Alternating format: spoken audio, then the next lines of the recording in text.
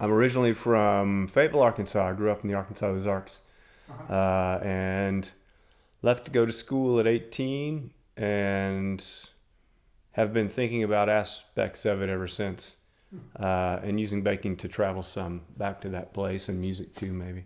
And how long have you been playing the Banjo? I got a banjo from my mother for my 16th birthday. She kind of intuited that I needed this thing. Good for her. That I had grown up around hearing but never playing, and so I'm self-taught and continue to torture people with my playing in spite of protestations. Yeah. Okay. See if I can start without any hiccups.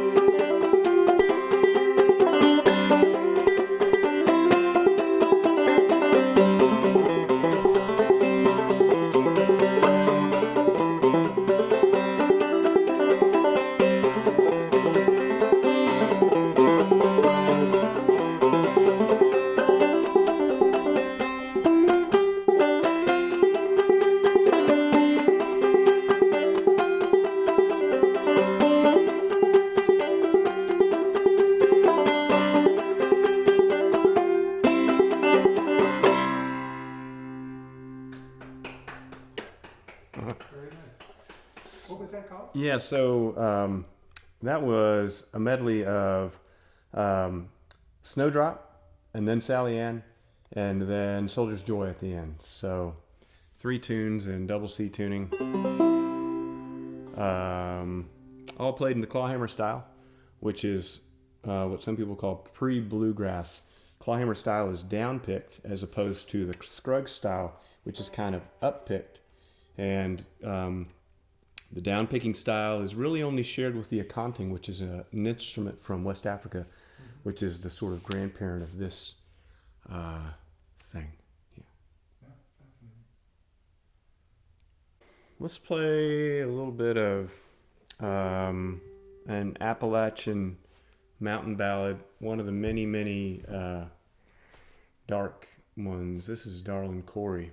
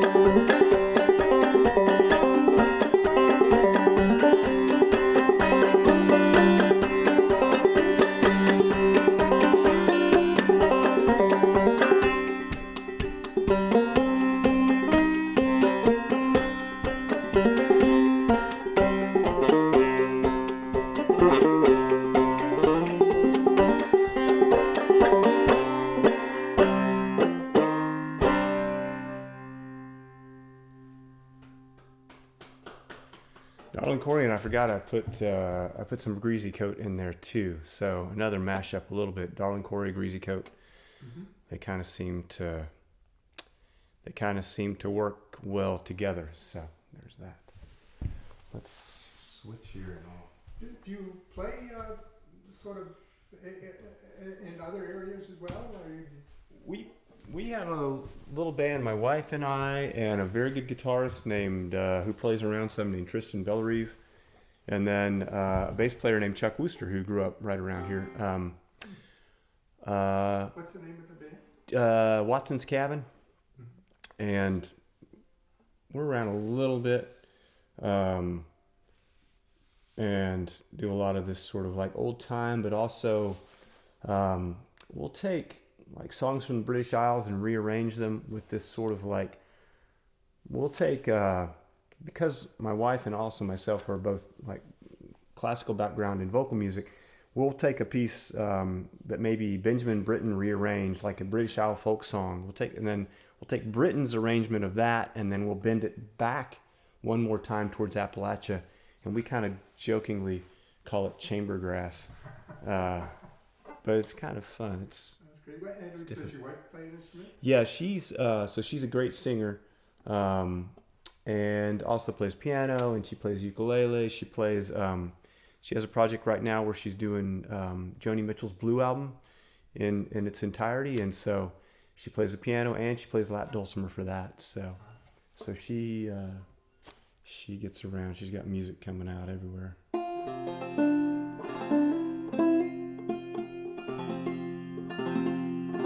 Switched banjos. This one, like I said, is made by Pisgah Banjo Company. All hardwood from the county where Pisgah is in North Carolina. And all the hardware, the metal parts, are made in the U.S. and it's walnut neck with I think it's got a persimmon bead in it. Dobson tone ring. Love the sound of this instrument when I play it well.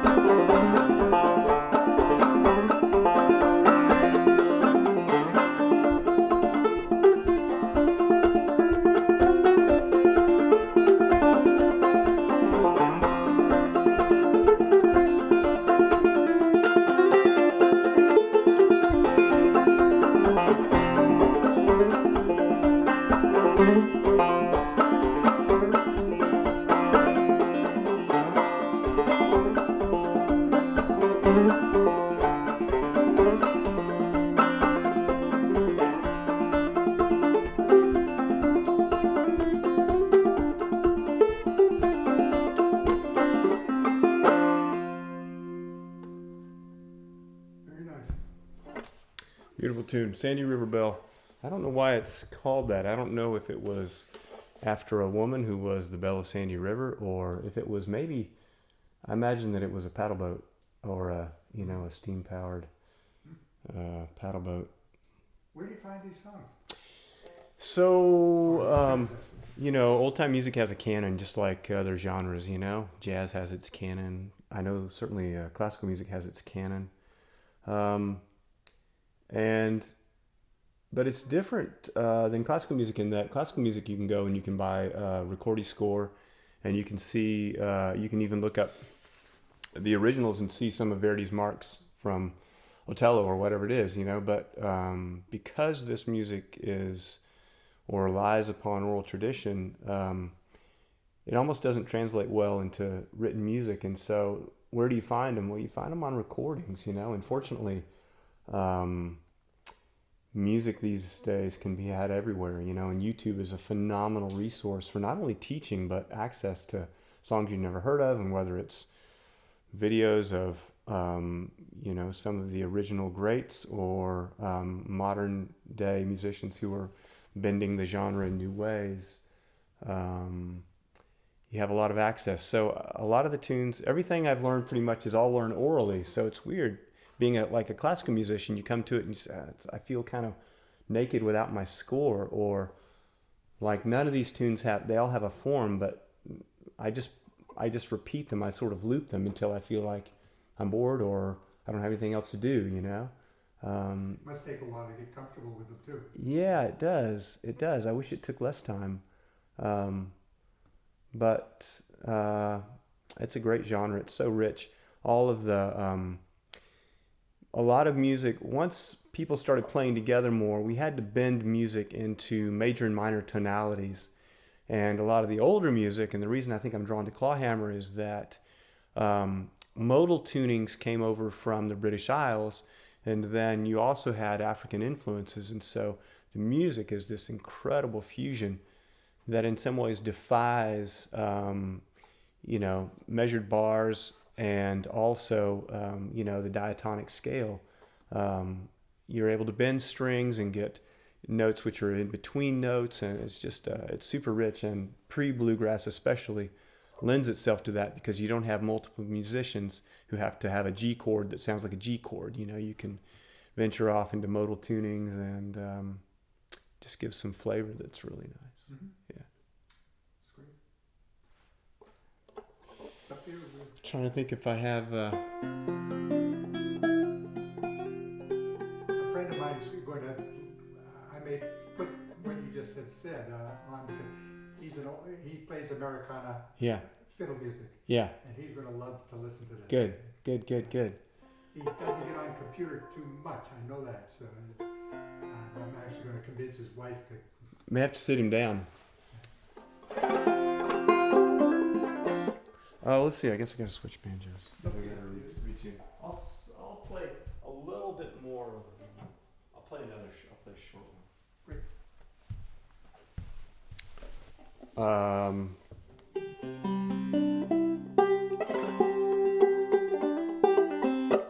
There's a really, really good clawhammer player who is phenomenally interesting named Abigail Washburn. She's married to Bela Fleck, who a lot of people know as like the modern master, probably done more. Bela has to move three-finger style into genres that are sort of category breaking. You know, he does jazz, he does contemporary music, incredible, right? Abigail also has had phenomenal influence on clawhammer playing, and she spent a bunch of time in mainland China, and so she has these sort of like Appalachian roots with the banjo, but then she has all this Chinese stuff, and so she combines. So she does these really interesting mashups where she'll take Chinese traditional music and then she'll bang it up against Appalachian music, which is what the world is today, which is great. That's rich, right? That intersection is rich. So, so this is, see if I can pull it off. It's like taking jumbo and adding shark fin to it or something like that. Or not even jumbo, maybe like biscuits and red eye gravy with 5-spice powder. That's like, if you take it into culinary terms, that's kind of what she's doing. So this is, or will be an approximation of Backstep Cindy, which is probably a tune that was grounded in this, British Isles, came over here and got a different name, like so many tunes have. Pushed together with a tune called, I think it's called Purple Bamboo, a traditional Chinese tune. So let's see if I can pull it off.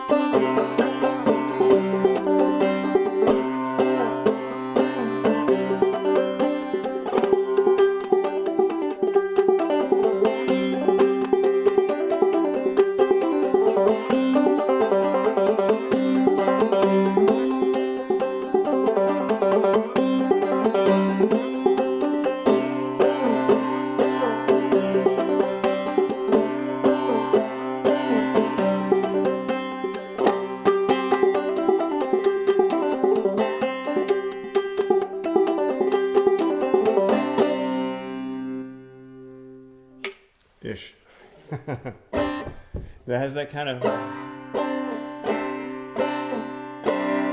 interesting. Yeah. Yeah. Thank you very much. Thanks for having me. What a pleasure. That's great.